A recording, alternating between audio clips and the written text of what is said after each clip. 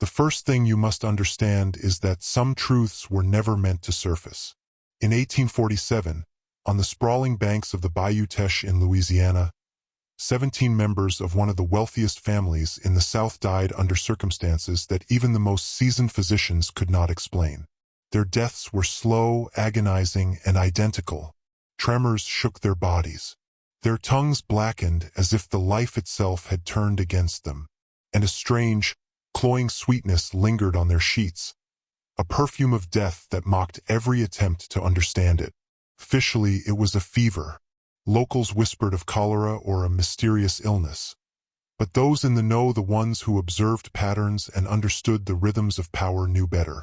There was method, there was intent, and there was a shadow moving silently through these estates, a shadow no one dared name. The woman behind it was known only to a few in hushed, fearful tones.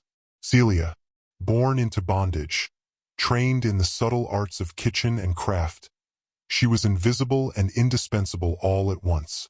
She worked in the main house, her hands shaping the meals of the mighty, her ears absorbing every whisper, every confession, every plan. She watched their cruelty. She catalogued every injustice. And she waited, because in a world that denied her freedom, the only leverage she could claim was knowledge. Knowledge that could kill. Knowledge that would strike at the very heart of an empire. That night, when her friend's child was ripped away by the men who claimed ownership of life itself, Celia realized the truth of her power. Escape was a fantasy. Resistance in open daylight meant death. But the dinner table, the ritual, the daily performance of wealth and civility was hers to command. Every spoonful, every spice, every secret ingredient became a weapon in a war the Fairchilds didn't even see coming. And so it began. Slowly, silently. Death did not arrive in a roar or a blaze, it crept in, measured and precise. 3 days after the first signs of unrest, tremors began in the hands of the mistress. A blackening of the tongue. A slow decline that baffled the doctors, terrified the family, and emboldened the woman they assumed was powerless. Tonight, you are standing at the threshold of that darkness. You are about to witness what happens when the invisible seize the power no one dared to acknowledge. The world you think you know, the rules, the hierarchies, the safety of those in control is about to unravel. And when you see how the poisoned hand of one woman could topple an entire dynasty, you may never look at history or humanity the same way again. Absolutely. I'll continue with sections 2 through 5, maintaining the dark, cinematic, and psychologically intense tone you requested. Each section will be about 400 words and designed to pull the viewer deeper into the forbidden history. The Fairchild Plantation was a kingdom built on discipline, fear, and meticulous records. Thomas Fairchild, the grandson of a Revolutionary War veteran, ruled the main estate with cold calculation. Every bushel of sugar, every laborer's output, every penny spent was logged and audited. His methods were efficient but devoid of humanity. William, his brother, ruled through brute force, a whip ready, a fist swift, a reputation that ensured obedience. Their cousin Margaret balanced the ledger with the same precision as her brothers, her eyes calculating, her smile cold.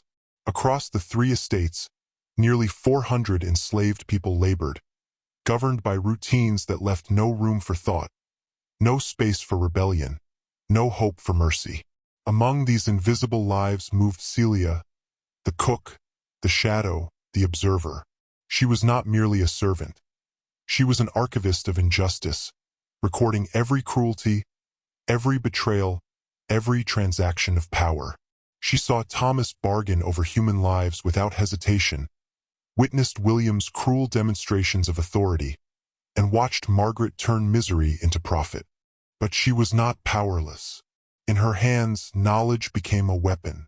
Every secret overheard in the kitchens, every conversation in private parlors, every method of preserving or preparing food became ammunition. Celia also had access to the still room, a forbidden space for most, where herbs hung drying from the rafters, where elixirs, medicines, and poisons coexisted. Elizabeth Fairchild, the mistress of the house, believed herself knowledgeable in remedies, but her understanding was superficial. Celia, trained by her mother in the hidden wisdom of African herbal practices, understood the lethal potential hidden in common substances. She knew which herbs cured and which killed. She knew doses, timing, and accumulation. And she understood patience, the art of making destruction seem natural, untraceable, inevitable. The world around her demanded obedience, but she turned every expectation against them. The family saw her as indispensable and benign. They could not conceive that the very meals they cherished could carry death. And so she waited, gathering precision, studying habits, watching for the exact moment to strike, knowing that the small, almost invisible touch of her hand could rewrite the destiny of the powerful. And when the first tremor ran through the body of Elizabeth Fairchild, no one suspected the hand that had prepared the meal. Doctors were baffled, family members anxious, but Celia remained a shadow, silent and untouchable, watching as their empire began to crumble from within. The catalyst was not ambition. It was cruelty. Thomas Fairchild had purchased a boy named Samuel, bringing him back to a mother who had not seen him in years. Anna, the woman who raised him, begged for mercy. She offered her labor, her devotion. Anything but Thomas treated her pleas as irrelevant. Samuel was torn from her arms and delivered to William's plantation. Her screams echoed across the fields, her grief a testament to the system's indifference. 2 days later, her body gave out. Heart failure, said the doctor. Exhaustion claimed the family. But Celia knew better. That night, she prepared the first meal that would begin the slow unraveling. Every flavor, every texture, every aroma was carefully crafted, but beneath the surface lay a hidden agent of chaos. The poison she had learned to extract from wild cherries, refined in secrecy, was introduced in minuscule, measured doses. Too small to detect, too slow to provoke suspicion, it worked invisibly bending the body to her will. It was the kind of power that terrified her captors because it could not be seen, only felt, only endured. And they ate it willingly. They praised the meals, unaware that each bite carried the promise of decline. Tremors appeared, subtle at first, almost dismissed as fatigue or nerves. A blackened tongue, a failing hand, the disorientation that grows gradually, inexorably. Doctors searched for disease, for fever, for any explanation they could record in their journals, but the pattern defied them. Celia moved among them, silent, efficient, indispensable, her eyes gathering fear like a moth drawn to light. Here is where the first truth becomes clear. Power is a perception, and perception can be manipulated. These people, masters of thousands, were helpless against a mind they underestimated. They ruled with iron, yet could not see the delicate net of influence woven beneath their noses. Every glance, every comment, every request to taste or stir became part of her strategy. She had studied patience, observed behavior, catalogued routines, and now she turned their own order against them. By mid-June, symptoms intensified. Elizabeth Fairchild could no longer hold a pen steadily. Thomas and Margaret grew anxious, consulting doctors who could only guess, never know. Celia watched their worry mount, their world begin to fracture, knowing she had planted the seed of chaos. And she understood something deeper than revenge. This was teaching them a lesson they would never forget, that the powerless, if wise, could overturn the mighty, that cruelty creates enemies in invisible forms, that knowledge can be a weapon deadlier than any whip or ledger. Celia's methods were almost ritualistic in their precision. She learned to read the body, to observe minute changes, to anticipate the progression of her subtle toxins. Each course she served was a calculated risk, each ingredient a tool. She balanced the meals with the delicacy of a chemist and the instinct of someone who had survived a lifetime of oppression. The Fairchilds never saw her as a threat. They saw her as a servant, a facilitator, a silent fixture in their lives. But in truth, she was the storm they could not comprehend. Every interaction in the household became part of her tapestry. A smile here, a nod there, a whispered question answered politely. Celia maintained the illusion of loyalty while orchestrating decay. And because the poison worked gradually, it avoided suspicion. Doctors, unfamiliar with the subtle accumulation of plant-based toxins, could only describe the symptoms and speculate endlessly. Tremors, blackened tongues, strange odors, all dismissed as anomalies. Natural illnesses, divine punishment, anything but intentional.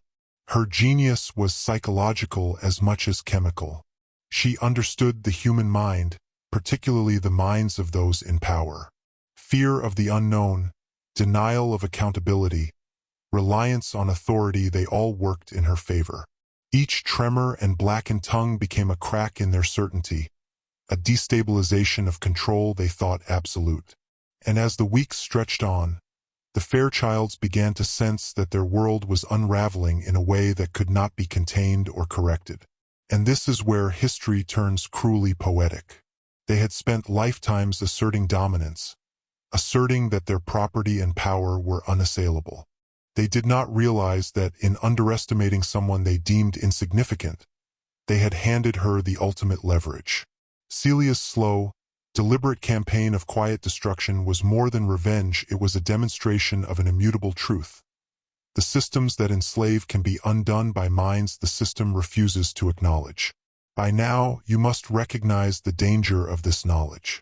This is not merely a story of the past.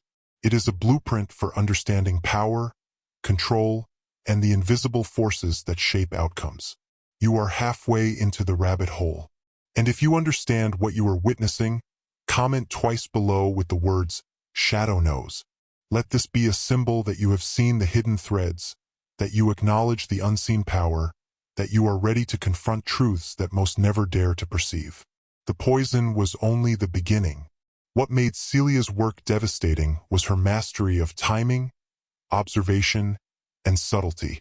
She knew the Fairchilds' routines, the hours they woke, the hours they dined, the moments they relaxed or became distracted.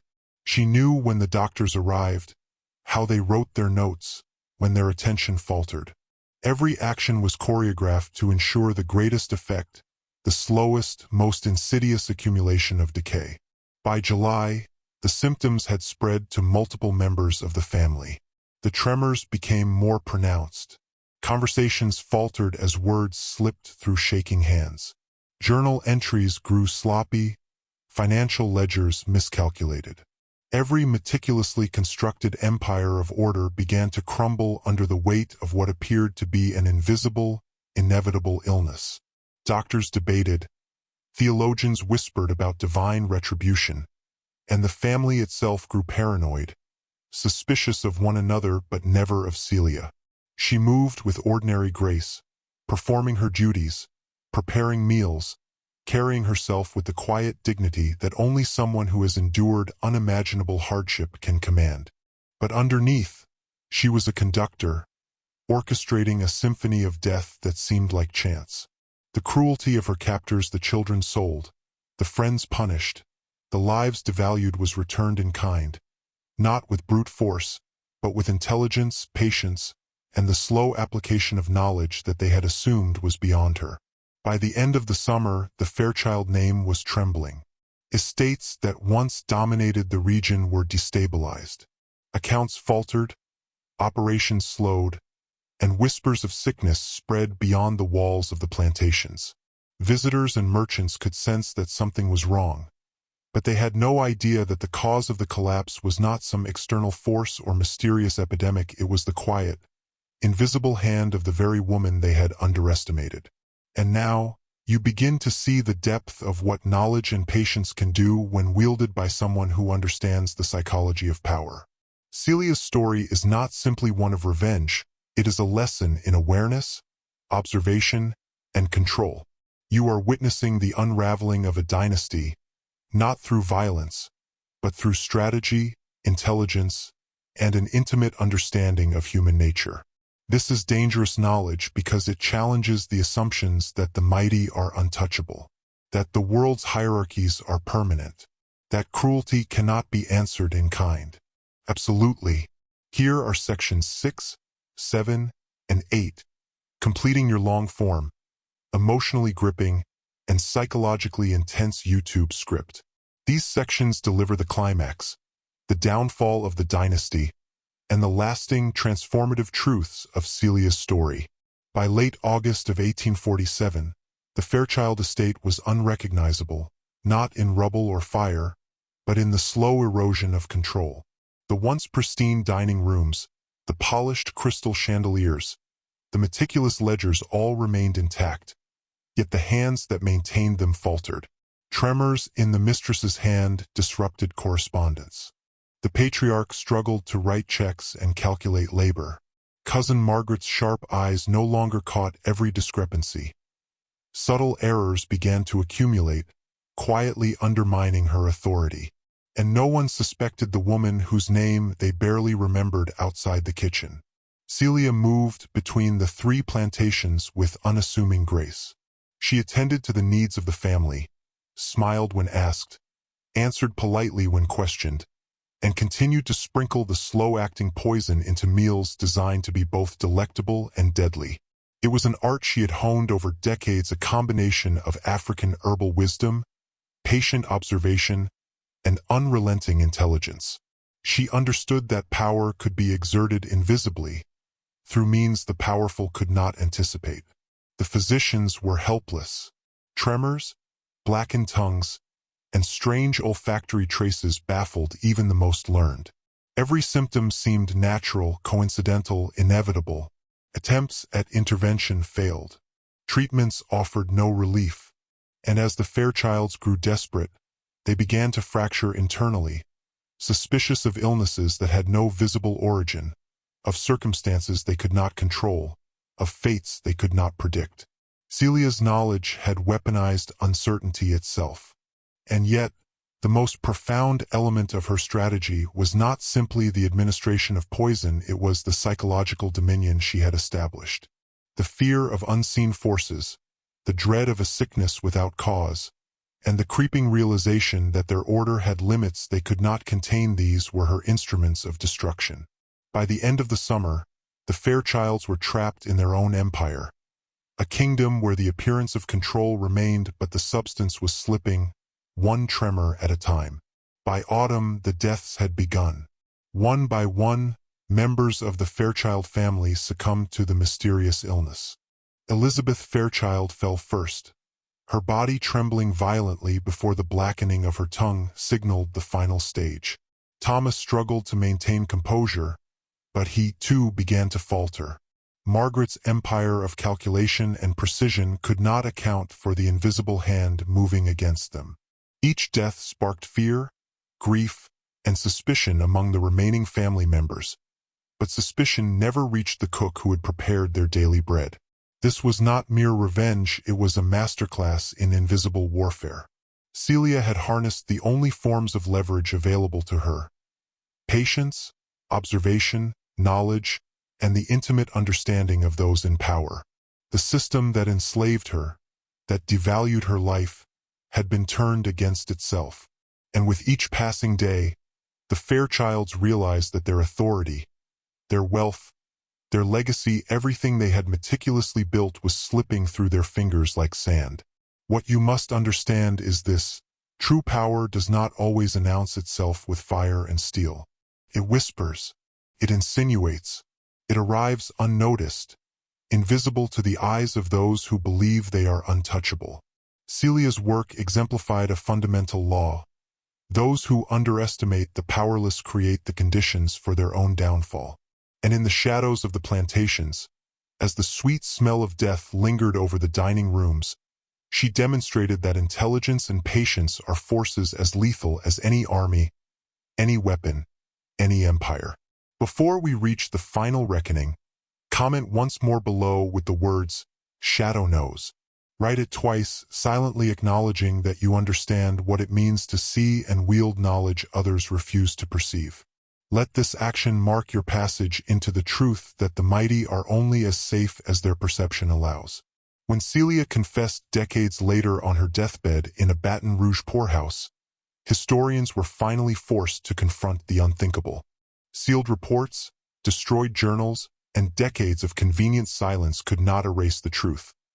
A single enslaved woman had dismantled a dynasty through intellect, patience, and subtle mastery over life and death. The Fairchild's empire, which had seemed unshakable, was undone not by war or revolution, but by quiet resistance, the kind of resistance that leaves no trace until it is too late to respond. Celia's story is more than historical intrigue. It is a lesson in perception, power, and the hidden structures that govern human behavior. Those who control knowledge control outcomes. Those who appear powerless may wield the most decisive force if they understand the machinery of the world. And perhaps most unsettling of all, the systems we rely on, legal, social, medical, economic, are vulnerable not because they are flawed, but because they assume compliance, ignorance, and invisibility. When these assumptions fail, the consequences are total. Imagine walking into a room where authority is absolute, where cruelty is routine, where every structure reinforces oppression, and knowing, silently, that you hold the invisible key to undoing it all. That is what Celia lived. That is what she taught, whether intentionally or simply by the demonstration of her survival and intellect. Her story lingers because it cannot be neatly contained, because it reminds us that power is a perception, and perception can be reshaped by those who are patient, observant, and willing to embrace the unthinkable. As you close this chapter, understand the danger in this knowledge. You now see the threads that bind history, power, and human behavior together. You know that empires can fall silently, that injustice can be overturned with intellect, patience, and courage.